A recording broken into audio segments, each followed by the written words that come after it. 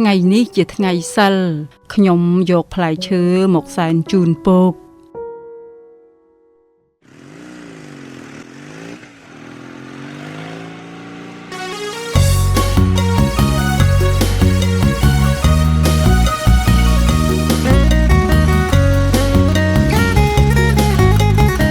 ការពិនិត្យបញ្ជីឈ្មោះនិងការចុះឈ្មោះបោះឆ្នោតឆ្នាំ2025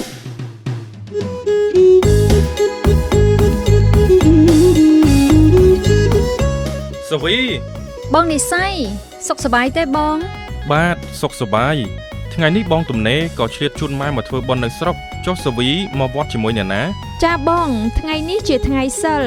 ខ្ញុំមកវត្តជាមួយម៉ែយកចង្ហាន់មកប្រគេនព្រះសង្ឃដើម្បីឲ្យទិសដល់វិញ្ញាណក្ខន្ធលោកតាដែលទៅចែកឋានបងសូមចូលរួមរំលែកទុក្ខផងណាចាបង ចុះមានបានធ្វើសបុតមរណភាពជូនលោកតានៅចាធ្វើរួចហើយបងក្នុងអំឡុងពេលហ្នឹងគឺជាពេលវេលាពិនិត្យបញ្ជីឈ្មោះនិងចុះឈ្មោះបោះឆ្នោតឆ្នាំ2025សវីអាចយកសម្បត្តិមរណភាពរបស់លោកតាទៅជួបក្រុមចុះឈ្មោះបោះឆ្នោតបានដើម្បីស្នើសុំលុបឈ្មោះលោកតាចេញពីបញ្ជីបោះឆ្នោតអូចាបងចាំខ្ញុំជម្រាបម៉ែឲ្យដឹងពីរឿងនេះសវីម៉ែរួចហើយកូនជម្រាបសួរមីង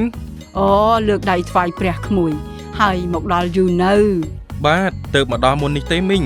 ម៉ែគាត់ចង់មកធ្វើបុណ្យនៅស្រុកខ្ញុំក៏ជូនគាត់មកអូស្មានតែមកដណ្ដឹងកូនគេនៅស្រុកយើងតើមីងនិយាយលេងទេអញ្ចឹងមីងលាទៅមុនហើយណាបាទជំរាបលាមីងខ្ញុំលាសិនហើយបងនិស័យបាទចាំចេញពីវត្តចាំបងឈៀងទៅលេងឈ្មោះនិងតនន័យផ្សេងត្រឹមត្រូវហើយបងនេះជាអត្តសញ្ញាណប័ណ្ណសញ្ជាតិខ្មែរនិងបង្កាន់ដៃបញ្ជាក់ការចុះឈ្មោះបោះឆ្នោតរបស់ប្អូនចាអរគុណបងជំរាបលាជំរាបសួរមីងខ្ញុំមកសុំលុបឈ្មោះឪពុកខ្ញុំពីបញ្ជីបោះឆ្នោតអ្នកមីងអញ្ជើញទៅជួបក្រុមចុះឈ្មោះបោះឆ្នោត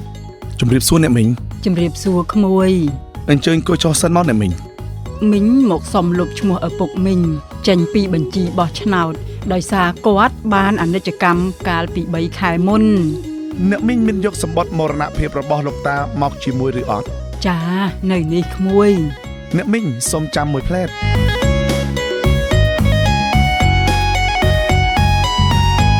អ្នកមីងសូមចាំបន្តិចណាក្រុមការងារនឹងស្រង់ឈ្មោះលោកតាដាក់ក្នុងទម្រង់1025ដែលជាបញ្ជីឈ្មោះអ្នកបោះឆ្នោតដែលនឹងត្រូវលុបចេញពីបញ្ជីបោះឆ្នោតឆ្នាំ2025